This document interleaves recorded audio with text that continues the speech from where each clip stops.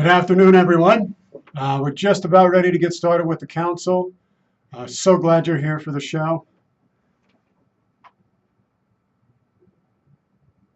I'm just about to start. Just waiting for one more camera to come on. And as soon as that happens, good afternoon. Welcome to the council. I am Charlie Pacello, your host, and we have got an amazing show today. I've got an incredible guest next to me. And first of all, I just want to do a quick shout out to RE/MAX Alliance.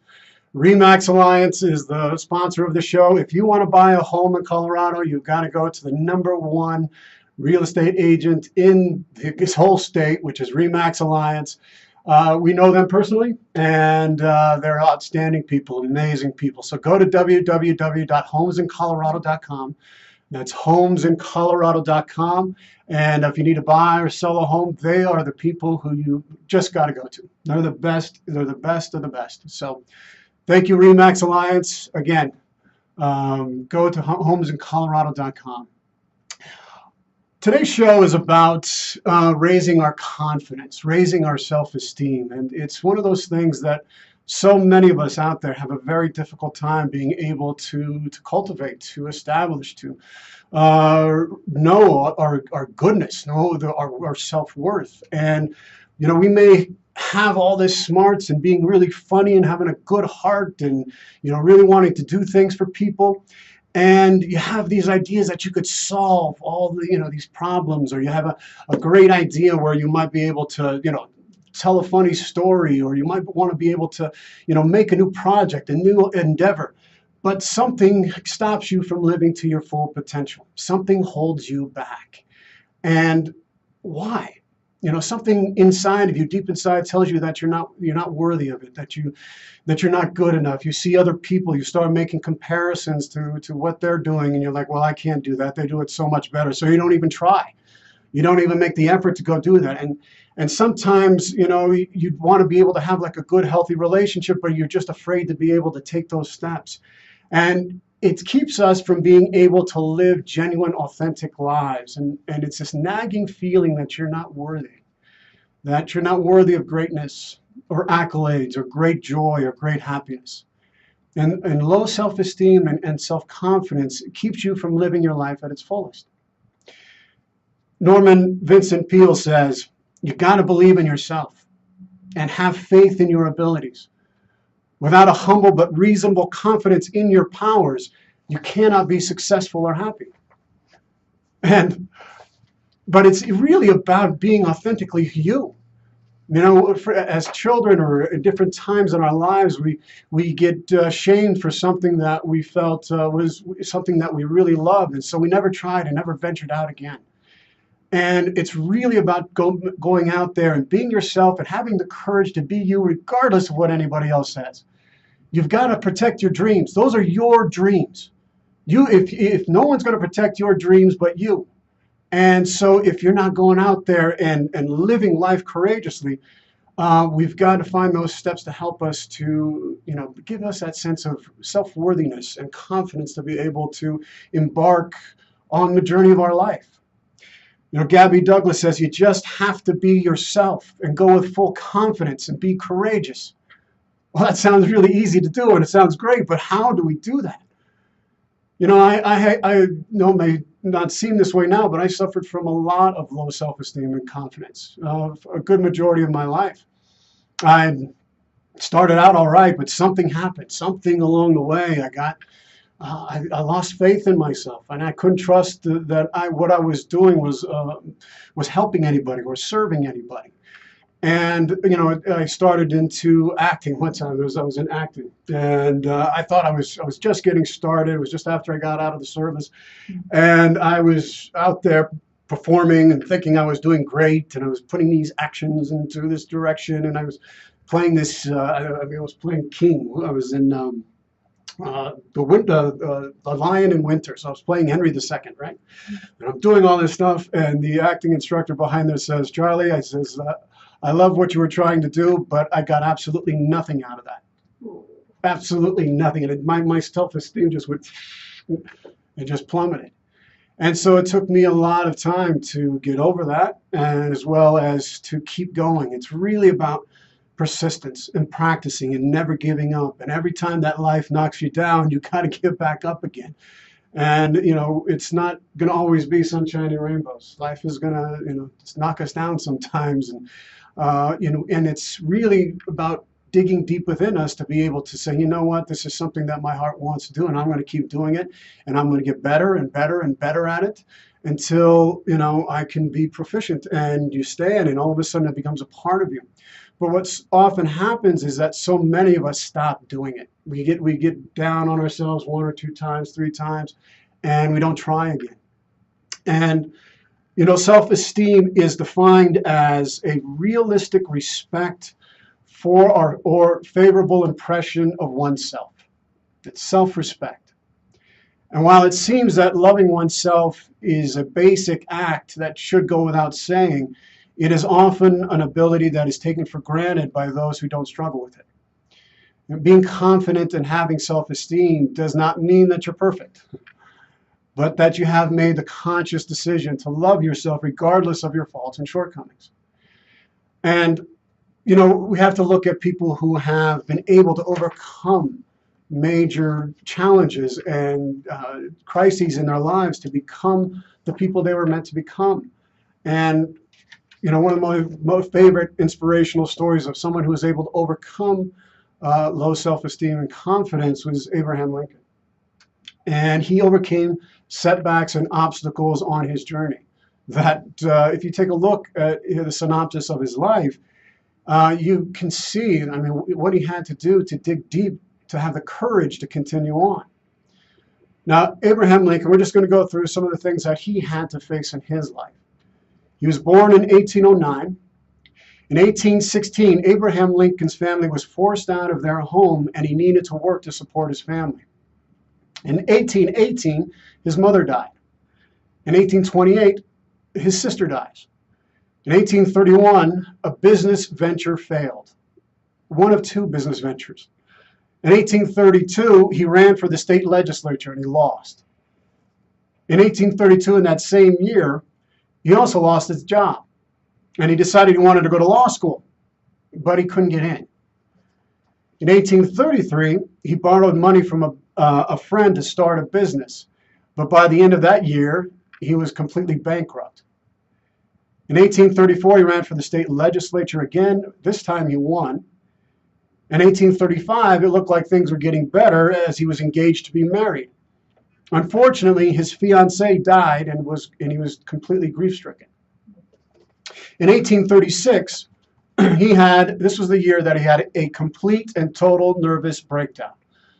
And for 6 months was lying in bed. He was completely bedridden. Now he became the president. In 1836, he sought to become Speaker of the state legislature. He was defeated. In 1840, he sought to become elector. He was defeated. In 1842, he gets married to a woman named Mary Todd. They have 4 boys, but only one of them would live to maturity. In 1843, he ran for Congress and lost. In 1846, he ran for Congress again. He won and he moved to Washington. In 1848, he ran for re-election to Congress and he lost. In 1849, he sought the job of a land officer in his home state. He didn't get the job. In 1850, his son Edward dies. In 1854, he ran for the Senate of the United States and he lost. And then in 1856, he sought the vice presidential nomination at a national convention. He got less than 100 votes. And in 1858, he ran for the Senate again, and he lost again. And in 1860, Abraham Lincoln was elected President of the United States. And in 1862, his son Willie dies at age 12. So Abraham Lincoln had all of these challenges and all of these things that was just crushing to his self-esteem, to his self-confidence. Any one of these steps along the way, he could have said, that's it. I'm not going again. I'm not going to try again. And it's amazing how much he went through to keep going. A lot of people would have given up just at the first failed business. But Abraham Lincoln is an example of why you can't let setbacks knock you down in your life. And his life made a difference in the world just like yours can, if you just keep going after your dreams. No one can do it but you. Everybody has to walk their own path. And oftentimes we'll have, challenges and people's struggles about that. And one of the things that I love about certain stories, that share about the struggles of life, that we're all going to have those kinds of challenges. And this one story I thought was really worthy of sharing at this point. And it's about how we deal with the struggles of our life and how our perspective on things can really make a difference. So the story is about a daughter and a father and a daughter. And this daughter complained to her father that her life was miserable and that she didn't know how she was going to make it. She was tired of fighting and struggling all the time. And it just seemed that one problem was solved, another one would soon follow. So the father, who was a chef, decided to bring her into the kitchen.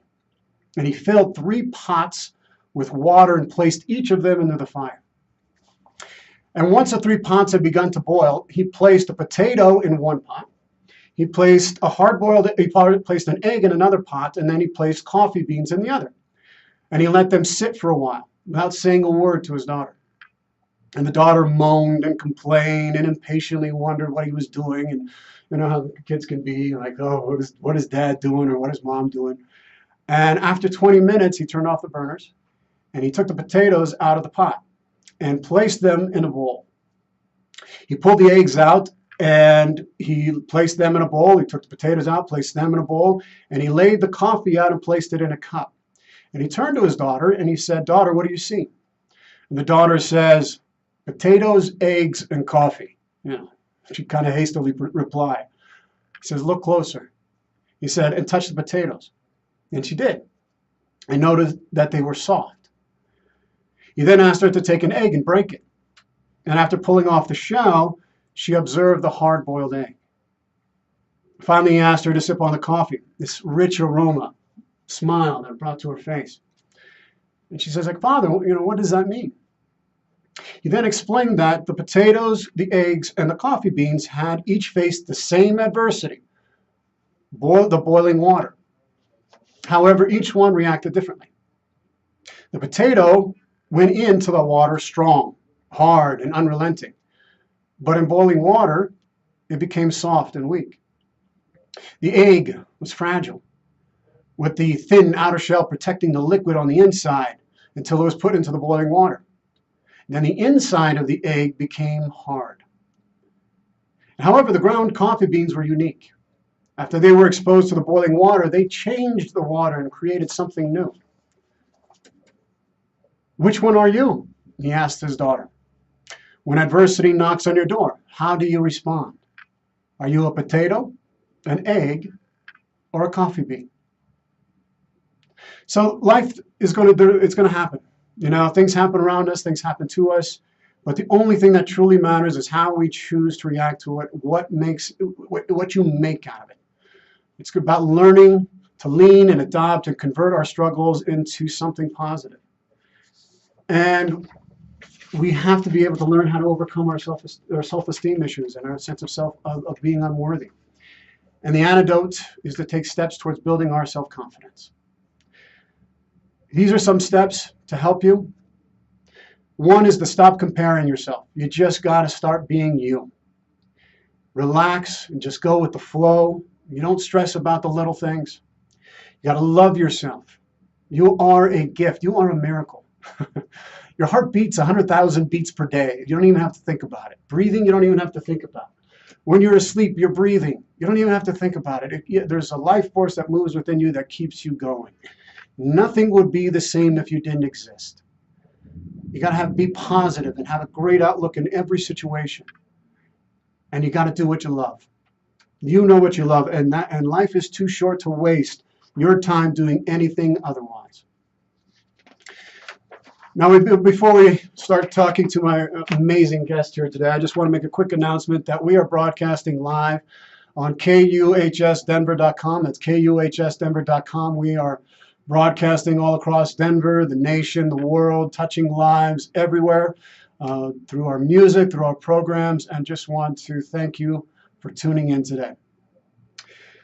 So on the council today, we are going to dive into how to create and sustain confidence. My very special guest here is Jacey. She is a licensed professional counselor and therapist in Golden, Colorado, and she has been practicing for 15 years, specializing in anxiety and working with couples. Her website is www.cultivateconfidence.com. That's cultivateconfidence.com. And she is passionate to help people overcome their self-esteem and self-confidence issues and begin to live the life they were meant to live. So welcome, Jacey. Thank you for coming on the show with me today. Thanks for having me, Charlie. So please tell the audience just a little bit about your background, how you got into the work that you're doing, and what inspired you, what moved you into this work? Well, that is a good question. I think I've always kind of been called to be a therapist and work with people. I've always enjoyed talking to people. But back in 1997, I did a program called Teach for America, and I was sent to Houston, Texas to teach in an inner city school there. And I did that for a couple of years, and I, to this day, have the utmost respect for teachers and what they do. And I just thought, wow, this is really, really hard. I don't think I can keep doing this. What else am I going to do? And I thought, you know, if I could do what I love about teaching, but do it with one person at a time instead of 28 on one, that might be a better fit for me. So I decided to apply to graduate school, and I went to Naropa University in Boulder, which I feel very fortunate to have had the opportunity to be educated there. And that set me on my path of becoming a counselor. Wow. Now, what made Naropa unique? What was it that you chose that school rather than some other school? Well, Naropa is unique because it was started by a Tibetan Buddhist. Oh, wow. Nice. So, yeah. I have, as you know, probably from many of the people who are tuning in, I just did a show, but back two shows back, talking about the Tibetan Buddhist monks that are achieving and doing some phenomenal things like the rainbow body and other things that, I mean, there's a practice there that goes back a long, long time, and being able to learn how to be self-controlling, to be present, to be completely in, not in your senses, but reducing the chaos that's going on in the mind. And so we both have a very strong affinity for that. Yes, yes. So, yeah, I feel very fortunate. So the man who started that school is named Chogyam Trungpa Rinpoche, and he brought with him what he learned in Tibet, and he shared it because he wanted to help people not suffer so much. So, yeah. Well, and then there's so many people who are suffering, and some of these things that you learn from the East can really help to break this stranglehold, that life, this fast-paced life that we have that keeps us locked in our minds, keeps us locked in that fast-paced life, and keeps that anxiety on high alert all the time. We're constantly on high alert. And was there any particular story, a personal story, that inspired you to become a therapist? Was there something that you had to overcome? Often, like the work that I do, I had experienced trauma. I had a lot of trauma that I experienced, and that helped me to take those lessons that I had learned into the work that I do today, working with vets and working with others who have suffered from trauma. Is there some story that you could share that led you to this work? I wouldn't say there's one specific story, but I would say that growing up, I always kind of felt like I was faking it. I was pretending like I felt confident, and I was pretending like I knew what I was doing, and I could often put forward a good front, but on the inside I felt like I was falling apart. And I was always nervous that somebody was going to find out just how nervous and anxious and broken I was. And at some point that just becomes untenable, right? You just don't want to live like that anymore. And it wasn't until I went to Naropa that I felt like I actually had some education about how to work with what it's like to be a human being. So you know, it took a while before I was able to find the information that I needed that worked for me. Well, it's so hard, you know, and I think so many people, we both have gone through that, where you're putting on a face for the outside world and you're seeming to fit in and you're people pleasing and you're making sure that other people are feeling good at your own expense, and that becomes a habit pattern. And on the inside, you're so tormented. You're hurting so bad because you don't feel like you're being authentic. You don't feel like you're being true to yourself. Something is wrong. And you're so tormented and tortured inside. Yeah, exactly. It creates a tremendous amount of suffering. Yeah. Yeah. So when you know, people are lacking they're living lives of quiet desperation. So many people that are listening to the show and others, they don't have any hope for the future. And so how can people start to change the way they feel about themselves? You know, what are some of the core issues that people have to face in order to break free from these destructive, self-defeating patterns that they've learned all through their lives in order to survive? Right. Well, I mean, I think you said a lot of it in there in your question. You know, everybody's different, first of all. But we have to start looking at what are we saying to ourselves. We all have this internal voice in our heads, this inner critic that's just going non-stop about every little thing that we do and every little thing that everybody else does and how people drive and the weather and on, right? And so a lot of times we're so used to that voice that we're not even totally aware it's there, but it's running the show a lot of times. It's saying some really horrible and mean things about ourselves. So we have to be aware of what we're telling ourselves, what we believe about ourselves, and that's different for everybody. And then I think we also have to learn how to work with our own emotions. And that's another thing we don't get taught. No. Nobody teaches us how to deal with emotions, except for maybe that we should suppress them unless they're joy or happiness or excitement or something in that realm, right? Yeah. Usually we get taught those are okay. But anger, grief, anxiety, sadness, any of that, we're just taught to shove it down. Right.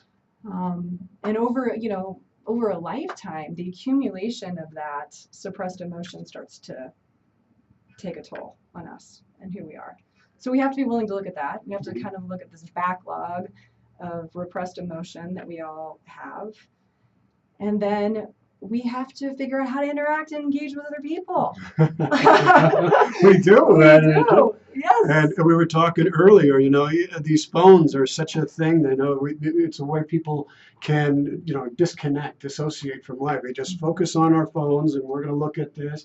And there's an addictive quality to it that triggers things in our brains. And we are losing the ability to be able to have a communication, being able to talk from the heart, being able to have authentic, real conversations. Yeah, and connection. Yes. And I think we all crave that. We all need that in our lives. And when we don't have that, we're pretty miserable. And even if we have it, but we don't feel like it's really us that's in the relationship, we still don't have it. No, it is so important, and to being conscious of what it is that what your needs are, and being conscious of those feelings of those needs not being met.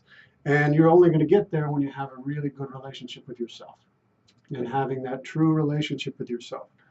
Not trying to impress anybody else, not trying to be anybody else.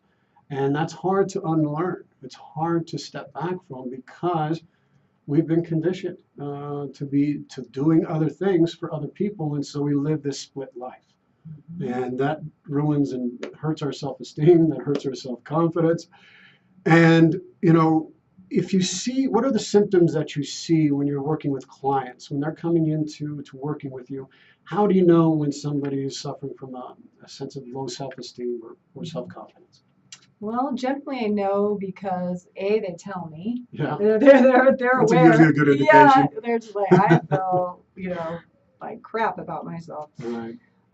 Whatever language they want to use. Or, I can just tell by the way they describe how they react in different situations, right? So there's a constant pattern of devaluing themselves and second guessing themselves and having a sense that they don't deserve to be treated any better than they're being treated, or they don't deserve to be happy, or they don't deserve a better job, or they don't deserve the kids they have, or it shows up in so many different ways, right? Yeah, it sure does. Yeah, but people usually are pretty aware that they don't like themselves, and that it's really painful, and that they don't see any way out of it.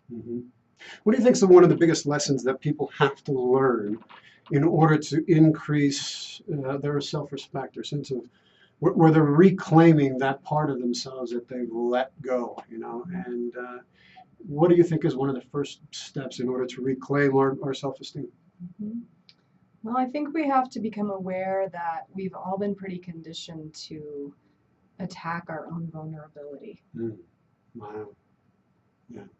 Yeah, that's what we do. When we feel vulnerable, we go on the offense, and we're really, really self-aggressive. Yeah. And that is a deeply ingrained pattern, as far as I can tell, in most people in our culture.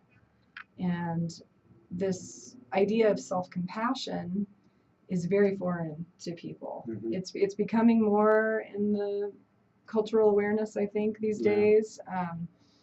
But sometimes I ask people, it's like, well, what would it be like to have compassion for yourself, that you're going through this? And they look at me like I've got 3 heads. What does that mean? Right. Yeah, so we get to start there. It's like, well, let's try to explore what that would be. And sometimes it's easiest to get people to understand that from saying, what would you say to a friend who is going through this? And then sometimes I repeat out loud to the person what they've been saying about themselves. And I say, would you ever say that to your friend? Yeah. And pretty much everybody says, I would never say that to another human being. But we're saying it to ourselves. So we've got to learn to cultivate self-compassion. And that also in turn helps with self-acceptance, right? Because in some level, we are who we are. Yeah. Well, and we do. We say some of the most horrible, horrendous things about ourselves in our private time, in our seclusion or isolation, and at night, and these are things that we would never say to another human being, but we're saying that to ourselves all the time. I'm never good enough. My gosh, why did I say that to this person? How could I have said this? I was terrible at my presentation, and they're probably going to fire me, or you're really stupid, you're no good. All these things that we say to ourselves, or your dreams are not worthy. We say that. That's a pipe dream. My dreams are. That's a nice thing, but that happens to other people. That doesn't happen to someone like me. Yeah, and I call that sometimes the negative thought train. Yeah. We're on to one negative thought, leads to another, leads to another, leads to another, and before we know it, there's all this momentum and speed, and we're on the negative thought train, and we don't know how to get off. No. And it spirals down, and then it affects our body, because of course the body starts releasing chemicals and neurotransmitters and peptides, and that shoots out. So once you're on that thought train, all of a sudden your body's responding to that as well. Right. So it starts to, you're feeling sad, you're lethargic, you're enervated, you can't move, you feel sick, you're depressed. Depression is such a key almost indicator of someone who's not who doesn't have a good self-esteem, is because you're depressed about it. And it's usually trying to wake you up. It's like if you could look at depression as a friend, there's someone who's trying to say, listen, we need to look at this. What's going on here?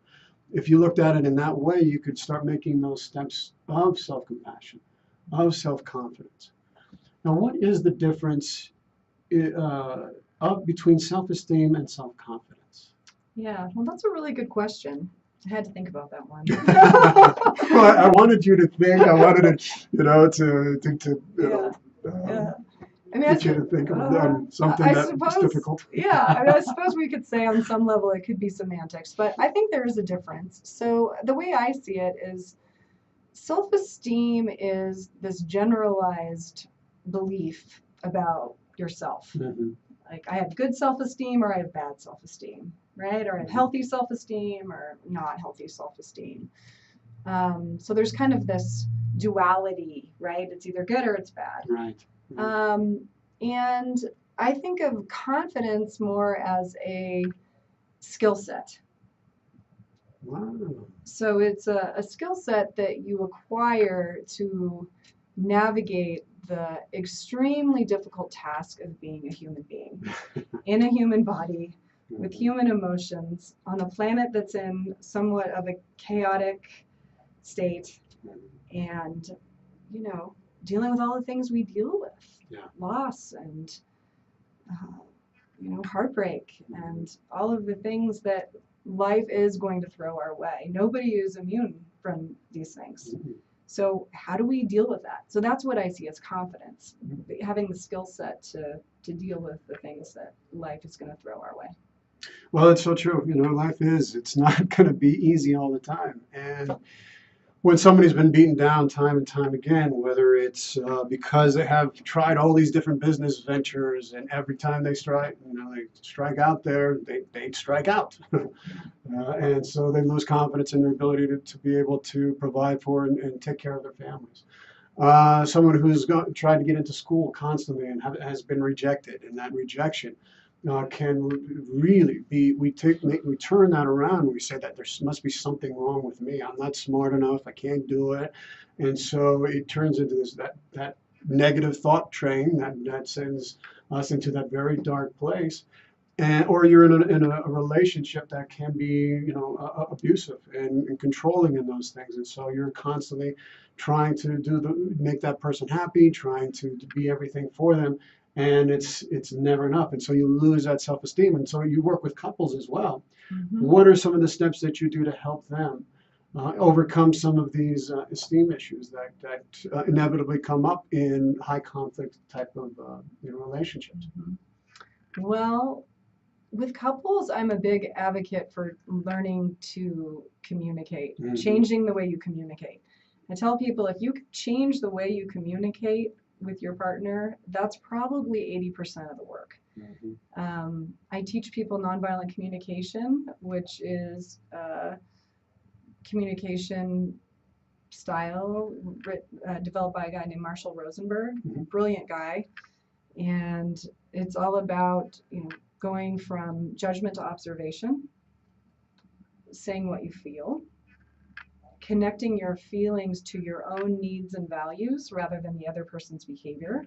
So we're taking responsibility now for our own experience rather than blaming our partner, which is kind of business as usual usually. And then making requests for concrete changes of behavior. So that's it in a nutshell. Sounds simple, actually in practice kind of hard to do. Because we get set and ingrained in our ways. We do. And then when someone's trying to pull back in order to regain some sense of self-respect and reestablishing those kind of boundaries, that helps to preserve that integrity. The other person can resist that, right? Because they've been trained. We train people how to treat us. True.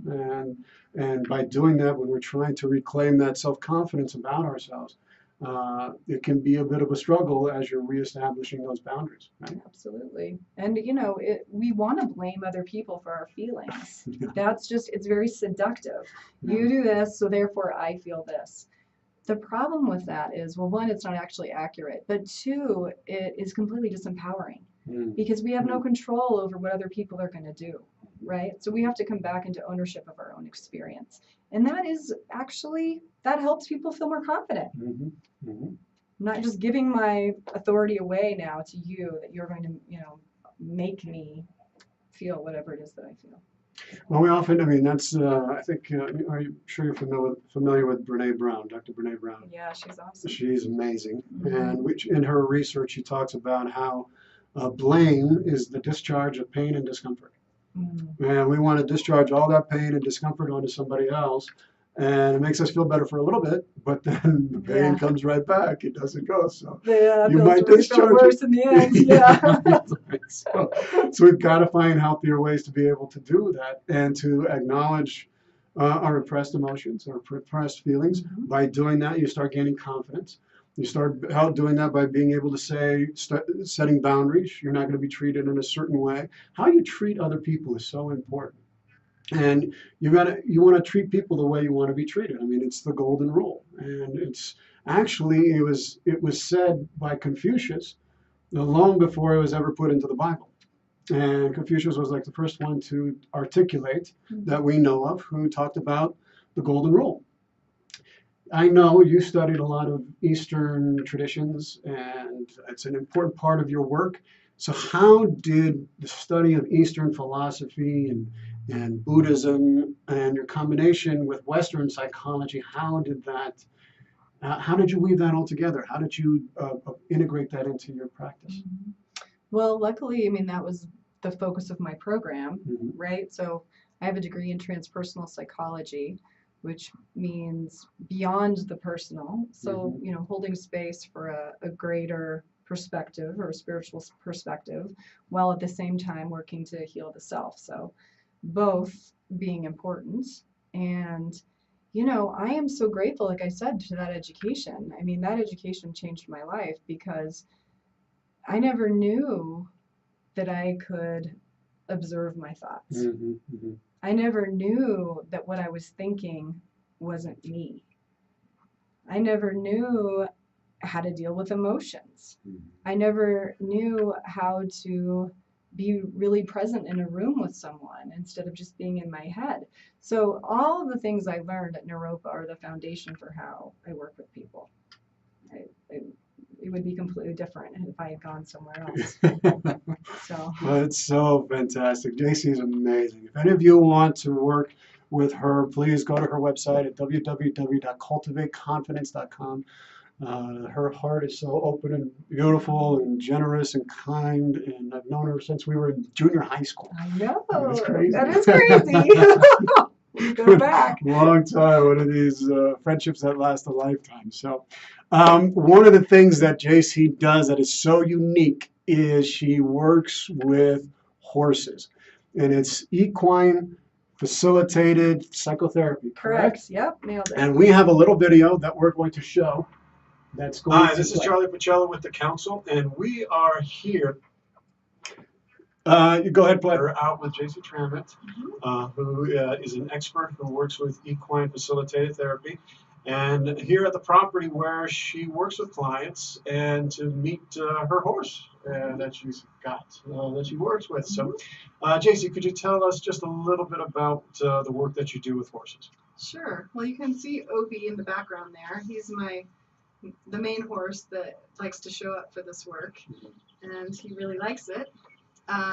So a lot of the work is helping people get out of their minds and into their bodies. Mhm. In our modern culture, we spend a lot of time inside, and we spend a lot of time in our minds. And so being with horses is about getting outside and connecting with another living being, but from the body rather than the mind. Yeah. Yeah. Well, this place is so beautiful. I mean, when you're outside, you hear the birds singing. The air is so fresh. I mean, it takes you out of that normal routine. And then when you're communicating with the animals and learning how to communicate with the animals, it gets you outside of yourself a little bit, doesn't it? It does. And here in Colorado, you've got, you can't ask for a better place. Right? I don't think so. All right, let's go meet Obi. How's Sure. that? Yeah. I mean, this is magnificent. Look at these animals. These animals are absolutely incredible. And wow. So this is Obi, Hi, Obi. short for Oberon. I also like to call him Obi-Wan Kenobi. Wow. All right. He has that wisdom about him. He is so magnificent. And so when people come, how are they usually, do they meet a horse? Sometime are they afraid or are they nervous around horses? Because they can be, if you're not used to it, they can be very imposing and kind of scary sometimes. So how do you work with people in that situation? Absolutely. Well, that's part of the process. So if people are scared of horses, then we start there. So we start by feeling that, Yeah. right? Okay, this is scary. This is what scary feels like in my body, which is really good information for people because sometimes people don't even totally know that, right? So they can take that into the world too. Like, oh, right now I feel scared. Yeah. But we start as far way back as the person feels safe. So it's like, okay, if you feel scared, where can you stand where you actually feel safe? Right. Okay, let's start there. Right. What does that feel like? Right. Where do you notice that? Right. Right? And then we get comfortable there, and then we generally make a slow approach in, right? And maybe, that could take one session, that could take a couple months, Yeah. just depending, right? Yeah. But the point is that we're not overriding that person's own sense of safety. Right. No, that's so important, because when you're trying to work and get people to feel comfortable in their bodies again and feel safe where they're at, you've got to be able to build that confidence, right? You got to be able to build that confidence in being able to move forward in your life, and the steadiness, the majesty of a horse really seems to embody that. And we feel animals, we feel those things, and so it's almost like there's a transference that happens that steadily. As you're working with them, I'm sure it really makes a huge difference. It does. Yep. Horses are very in tune with what's going on because they're prey animals, and that's how they survive in the wild. Their survival depends on them being present and paying attention. What's going on with you? What's going on with me? What's going on 100 feet over there? What's going on over there? They're just here. They're here. And so when we're in that field, it's easier, I think, for people to access that in themselves, because that's our nature too. But we are so caught up in our minds that we forget that that's our nature. Oh my God, we forget that so much. And boy, when we can become present in our lives and take those lessons that you can learn from horses, our lives become miraculous, because you live every moment from moment to moment, and you can see the miracle that you are, and the miracle that's around us, and it just makes life that much more rich, doesn't it? It does. All right, we're coming back in the studio, and we'll see you tomorrow. All right. Okay, great. That was a video we shot yesterday, and it was such a delight to be there in the presence and working with Oberon. What a magnificent animal. And we just had an amazing time. Tell us a little bit about how you incorporated this into your modality, how you came to meet Oberon, all those kinds of things. Because it's when you're in the presence of such a majestic animal like Oberon is, there is medicine that happens, that transfers. I mean, you feel the strength and the gentleness of this creature, and they have a lot of symbolism that's connected to the horse as well. So I know I've shared a lot. Please, how did you meet Oberon? Well, that is kind of a long story, but I'll try to keep it short. So when I was at Naropa, I was doing my own therapy, and I ended up working with a woman who offered equine facilitated psychotherapy. So people often ask me, well, did you grow up with horses, or did you grow up riding? Are you a horse person? And the answer to all those questions is no. I knew nothing about horses, but I really wanted to try something different for my therapy while I was at Naropa. And so I thought, okay, yeah, sure, I'll try it. And I didn't really have many expectations about it. And when I actually did the work, I was pretty blown away by what it offered me in my own healing process. So I decided that I wanted to at least have that be an option for people who were interested in working in a different way other than talk therapy. So I got my first horse, and his name was Hermano, and he was an amazing, amazing soul. And he and Obi, short for Oberon, were best friends. So Obi was owned by a different person at the time, and they were inseparable. And they actually were co-leaders of the herd together. And I was very touched by the depth of their friendship and connection. So when the woman who had Obi came to me, said, I'm going to sell Obi, it wasn't so much for me as it was for Hermano, that I was like, oh, no, we can't have that. So I asked around and finally found some people that would be willing to by Obi so he could stay at the ranch and stay with Hermano. Mhm. And one of those people happens to be Chad Oxner and his lovely wife Becca, who are sponsors of the show. Yep, So that's right. my own personal thanks to them.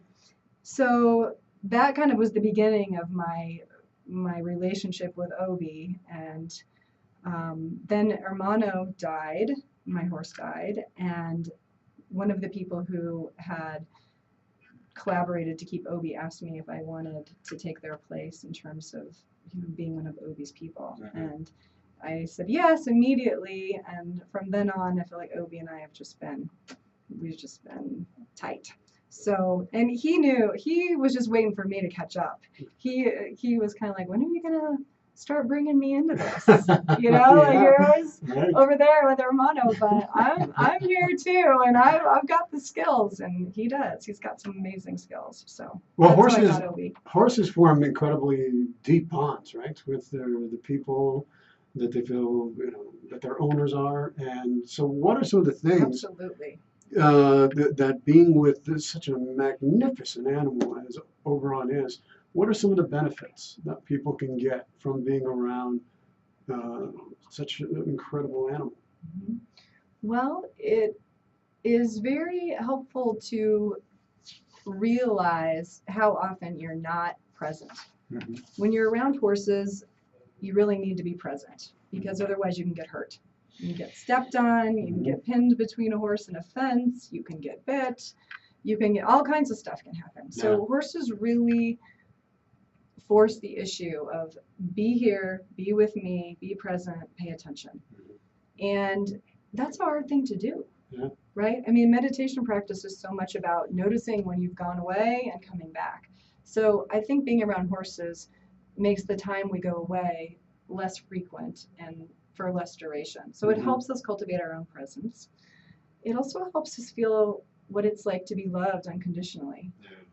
Oh my God, there was a picture that Jacey captured yesterday that epitomizes that sense of unconditional love, and where I was with Oberon, and I was feeding him, and we had such a strong connection. And we just both really liked each other right from the beginning. That's true. And I was feeding him, and he was eating out of my hand. And after he ate out of my hand, we just had this moment where we were touching our heads Mhm. together, and it was just, there was like this radiating of love and feeling. And it's true, you get outside of yourself, you feel the safety and the strength and the gentleness of such a magnificently strong and powerful being. And I think sometimes we often confuse in our own lives that, or we think that in order to be strong, we have to be aggressive. In order to be strong, we have to be, win at all costs and step on people to get to the top, or whatever it may be. But you can actually embody strength and gentleness all at once. I mean, I just found that to be so incredibly powerful when I was standing next to Oberon. Do others feel that same way when you're working with them, where sometimes I'm sure some people are afraid of getting next to such a large animal. Uh-huh. But I hear that a lot. He's big. He's really big. He is. He's big. Yeah. He's huge. Yeah, he is huge. And but what are some of the common things that people take away from being with something, having an experience like that? Mhm. Well, I mean, like I said, everybody's different, but I think that most people get to have an experience of genuine connection, right? So a lot of times in our human relationships, we have doubts about the genuineness of our connection.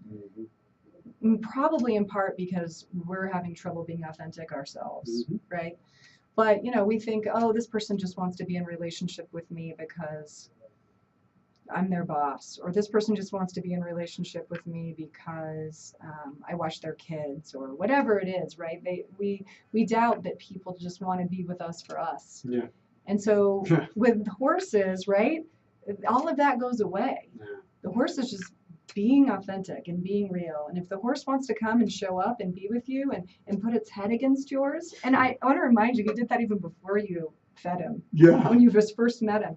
So He did. there's something about the genuineness of that gets transmitted that helps people relax and get this sense of, oh, like who I am is okay. Yeah. Because this other being wants to be with me. This beautiful, majestic, amazing being is choosing to walk across the pasture to see me and to say hi. Mm-hmm. And there's something about that genuineness that really impacts people. Mm-hmm. Well, I think it's that genuineness that is so, we're struggling with in our culture, in our society right now, as people are breaking away from dysfunctional patterns and really trying to turn inward and find that authentic self. And it takes steps. It's not easy making those kinds of transformations. And so working with with Oberon, helps you to get that sense of, wow, yes, it does. This is how it feels. This is what it's like to just be loved for who you are, and not trying to be anything else for anybody else. Not trying to just be. This is what it's like. And when we can become used to that, then that becomes a new barometer for us. That becomes a new way of being for us. And so then it's like, no, wait a second. I understand what it's like to just be loved unconditionally for who I am. Yeah. And animals can teach us that. Your dog was able to teach that as well. I know. She's another great teacher of that. She's amazing. So yeah. And the name Oberon, is that from Shakespeare? That's a good question. Midsummer Night's Dream? I think it means leader of the fairies or something like that. Yeah, it's the leader of the fairies. Yeah, yeah. That's so awesome. Big, huge, massive presence is the leader of the fairies. I think that's so great. So awesome. Yeah. And you've got to go just visit and get some time and start working with Jacey and experience being with the leader of the fairies. And, if there is we're coming close to the end here, if there's one piece of advice, one bit of wisdom that you could give people that are listening to this show, they're listening from all over the world. We have from every continent except Antarctica. What would you say? Oh, yeah, another really great question. I think I would say that you shouldn't believe everything you think. And whatever it is that you think about yourself, whatever it is that you've done that you can't forgive yourself for, or something that's been done to you that you feel like you can't recover from, just know that that's not true, and that things can heal and things can be let go of, and that there is hope for things to change, because the nature of things is impermanence. So we have to be willing to let go of those beliefs about ourselves that we're so used to having define ourselves, that in a weird way we're attached to, and be open to a different way of being, and to know that's possible. Breathe that in. That is so beautiful. So beautiful. Just a couple quick announcements before we're going to have a little meditation blessing. We've got about 3 minutes if you could do a little thing for us. We are broadcasting live on KUHSdenver.com. That's KUHSdenver.com. They're the hosts of our show here, and we are so grateful to be here. The council is so grateful to have this platform, and we are touching lives all over Colorado, all over the country, and all over the world with our music and our programs. If you ever want to work with me, we can do that at any time. I work with people all over, couples counseling, life coaching, psycho-spiritual, which is a transpersonal method, for trauma, for conflict resolutions. Please look me up at www.charliepacella.com. That's CharliePaccello.com. And we're going to go ahead and do a quick blessing right now. And what amazing time. I can't believe how fast it goes. It did go fast. And if you would please give us a quick blessing before we close the show. Okay. So we're just going to do a brief mindfulness practice. Okay. So wherever you are out there, sitting in your chair, or you can do it standing. Start by listening to the sound of the singing bowl.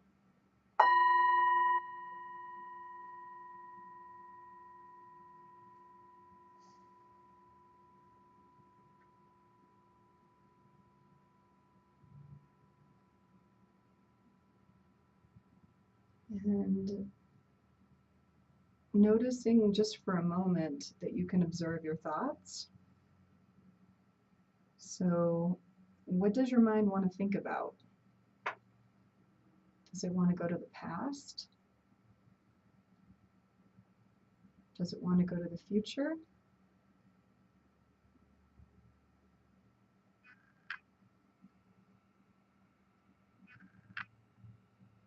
Just noticing. And then inviting your attention to rest in the present moment. A really easy way to do that is to pay attention to the breath. So the breath is with us at all times and in all situations, so it's always available.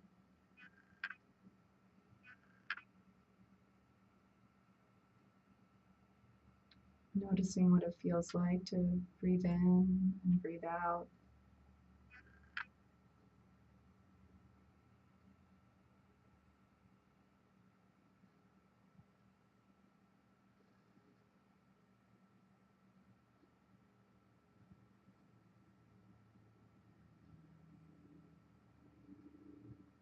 And eventually what will happen, usually sooner rather than later, is that the mind will wander away from the breath. It'll go back to the past or it'll go forward to the future. And that's normal, that's what the mind likes to do. So we notice that.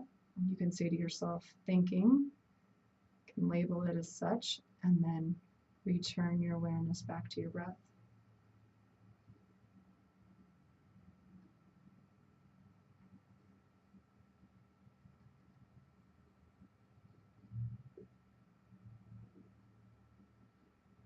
Giving yourself just a few moments to be rather than to do.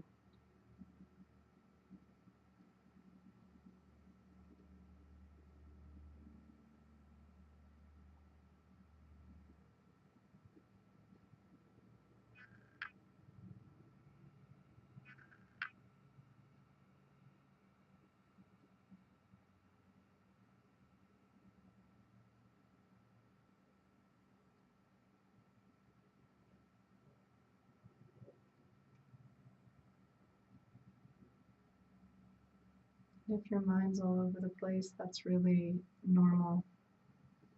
That's why we practice coming back.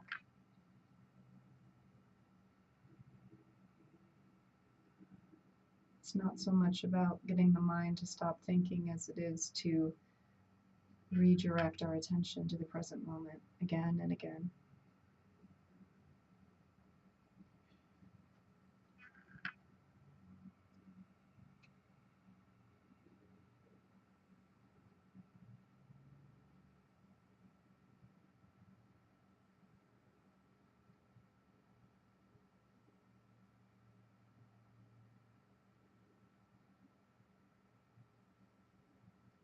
Seeing if when you come back to your breathing, if you can come back in a kind way.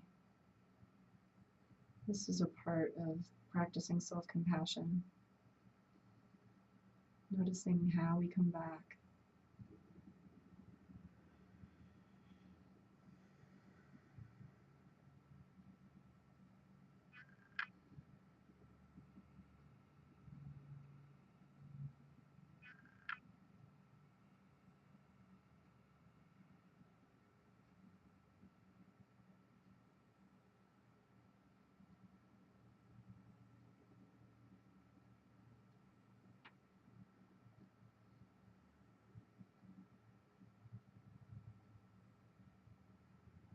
You may hear different things in your environment. That's part of the present moment. Just noticing that. Body sensations, also a part of the present moment.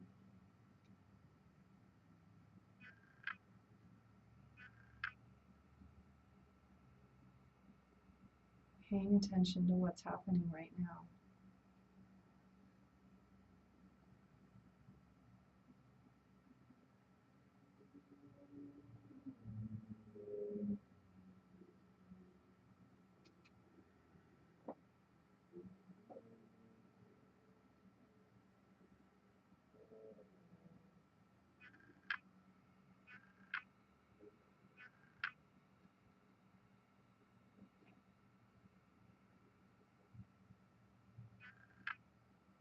And we'll end how we began by following the sound of the singing.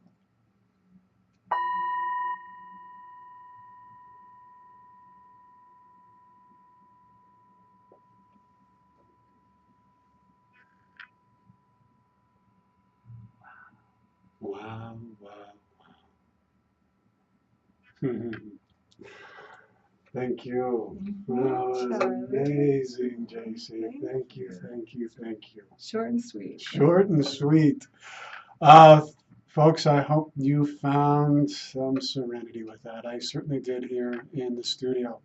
We are out of time. Thank you for being here, Jacey. Please look her up at cultivateconfidence.com. That's cultivateconfidence.com. Remember, if you're not the hero of your own story, then you're missing the whole point of your humanity. Keep going out there. Protect your dreams. They're your dreams, and go after them.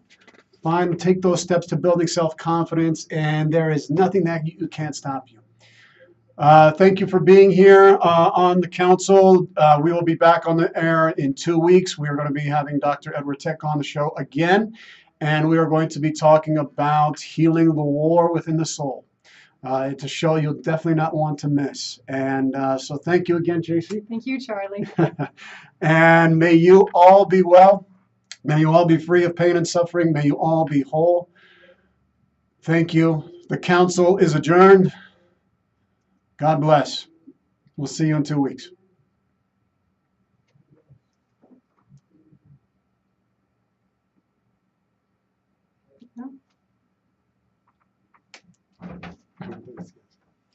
Thank you, folks, again, for tuning in internationally. This is the camera. Thank you so much. Hope you enjoy the show. The show wouldn't be here without you. So please spread the word about the council. This is a council for all peoples all over the world to bring to the table all of our voices so that we get to have one voice for all peoples everywhere. I'm Charlie Pacello, your host, and we'll see you again in 2 weeks. Thank you. God bless.